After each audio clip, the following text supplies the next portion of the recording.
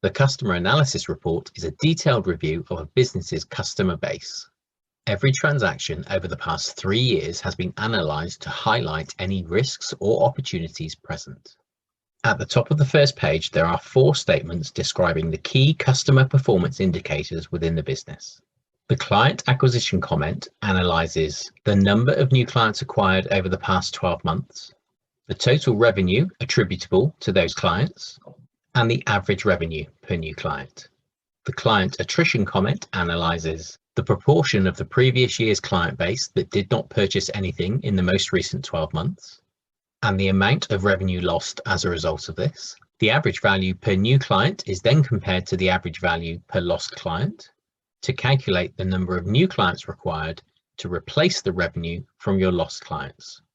The transaction volume and average value per transaction comment analyzes the impact on revenue as a result of a movement in the number of transactions and the average value of each of those transactions in the most recent 12 months compared to the previous 12 months.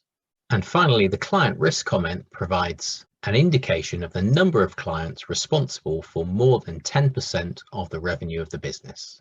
The next section allows you to compare the customer segmentation over each of the past 2 years. You can compare the number, total revenue, and average spend for new and existing customers over each of the last 2 years. You can compare the revenue generated from your retained clients in the most recent 12 months compared to the previous 12 months, and the revenue generated through new clients compared to the revenue your lost clients generated in the previous 12 months. At the bottom of the first page, there is a table which analyzes your top 40 clients ranked by revenue value over the past 12 months. The table displays the name and status of each client, with an existing client defined as a client who has had a transaction in the most recent 12 months and the previous 12 months, and a new client defined as one who has had a transaction in the most recent 12 months, but not in the previous 12 months. The revenue attributable to each of these clients over the past 12 months and where relevant compared to the previous 12 months. The proportion of revenue each client was responsible for over the past 12 months, again where relevant compared to the previous 12 months.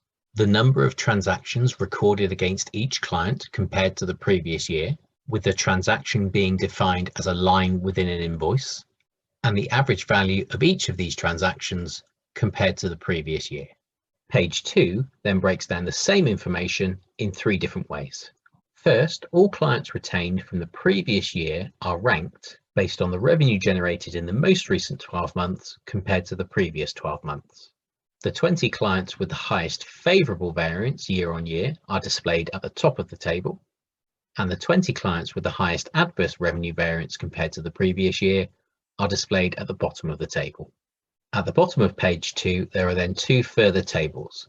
The first ranks all new clients by revenue value and displays the top 25, with the second table ranking all lost clients by the revenue they generated in the previous 12 months and displaying the top 25.